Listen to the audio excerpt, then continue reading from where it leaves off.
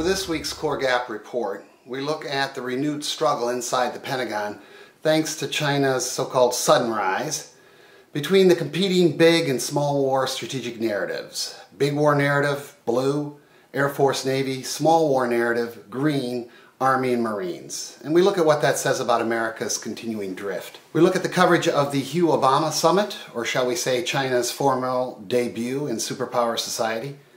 We look at Iran's risky but historic move to reform, basically end its lavish energy subsidies. We look at baby Doc Duvalier's return to Haiti and how that muddies the political waters there.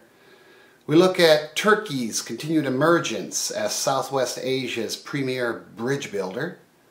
We look at China surpassing the World Bank as the developing world's top financier. We look at how Laos and Bhutan have suddenly decided to join globalization after years, decades of playing the recluse. And we look at this precedent-setting marriage between a national oil company, Rosneft, and an energy supermajor, BP.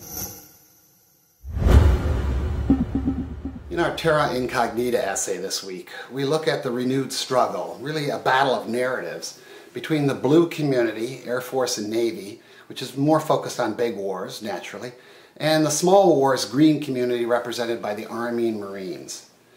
Now, when I used to work in the Office of Force Transformation in the months immediately after 9/11, I'd often joke when I gave briefs to crowds that had Army and Marines in it, that I had seen the secret plans for eliminating ground forces in the future transformed force. And what I was trying to address there was suspicions among that community that they really were going to suffer if the Pentagon continued on its path toward making a transformed big war force happen. But of course, 9/11 shifted a lot of things, and with the long war's emergence, we saw a pronounced paradigm shift that favored the green community. With the publication of the 2007 Field Manual, Army Marine Field Manual on Counterinsurgency, and how that dovetailed with the Bush administration's decision to shift to those sorts of tactics in Iraq, we really saw kind of a reversal of fortune, and now all of a sudden it seemed like green was the dominant paradigm, and the small wars crowd held sway. But not too surprisingly, with the global financial crisis, we see a resurgence among the blue argument, primarily because there's a lot of fixation and fear inside the American public about China's sudden rise and what it means. Have we lost our ability to play superpower? Should we get our economic house in order, keep our powder dry, and prepare for the real long-term near-peer competitor down the road? And what Wikistrat likes to bring to this argument is basically to remind both sides there needs to be a balance. Obviously, if America gets too fixated on so-called imperial projects trying to maintain the world's security, and if it insists on running every show and simultaneously dominating any potential challenger out there, it's going to get exhausted. And yet, if it pulls back from that world and gets too fixated on high-tech, fantastic wars with fantastically rich opponents, kind of the current image of China, that international system is going to decay. Maintaining that balance is difficult in Washington with its who's up and who's down culture, but we think it's absolutely essential if America is going to remain an important and preeminent player in the international security system. As far as the just concluded summit between President Hu Jintao of China and President Barack Obama of the United States, Wikistrat notes that China went out of its way to make nice in the days and weeks leading up to the event. It sent all the right signals on the Sudan vote. It nudged North Korea back toward talks with the South. It bundled up, repackaged, recycled, if you will, $45 billion worth of export deals for U.S. businesses.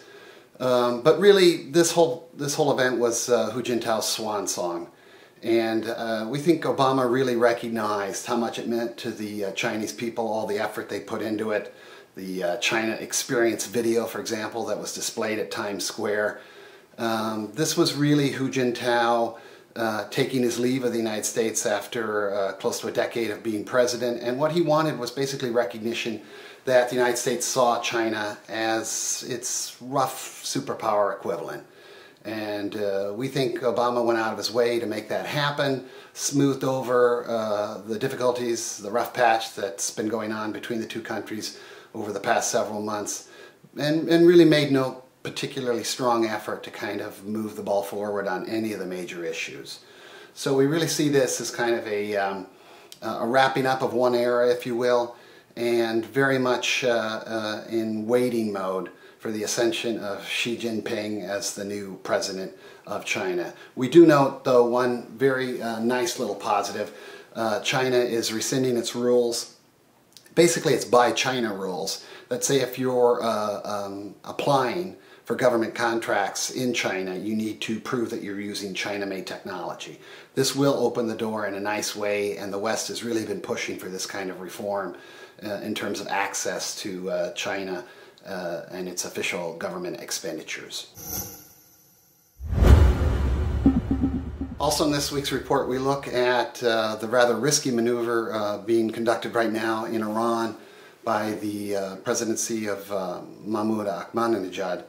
Basically, he's ending a 3-decade-long subsidy system which has generated one of the most energy inefficient economies in the world in Iran. It's a huge risk. What they're doing is basically cutting 80–90% of the subsidies, sending the price of natural gas for home heating, for example, up more than 400%. The price of gasoline for cars up more than 300%. Diesel for trucks over 800%. More particularly, the price of bread goes up 2.5-fold.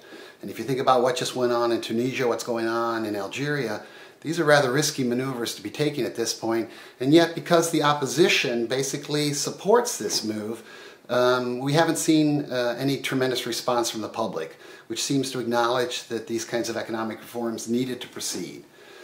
Still, it's a risky move, a precedent-setting move in a region where these kinds of subsidies are very common. And when you look at the kind of overall strategy that Ahmadinejad has had, trying to craft basically a president-centric ruling system, sort of crowding out the clerics, there's some question here if the poor, in addition to the middle class, start turning on him, middle class being mostly the driver behind the unrest last year, or 2009, what's going to be the outcome in terms of the relationship between Ahmadinejad and the Supreme Leader? The Supreme Leader's been behind him by and large in terms of the nuclear program, and yet there are a lot of forces inside the government that would really like to see the president fail here, in part because they see him crowding out the authority of the clerics and basically building sort of a military dictatorship based on the Revolutionary Guard.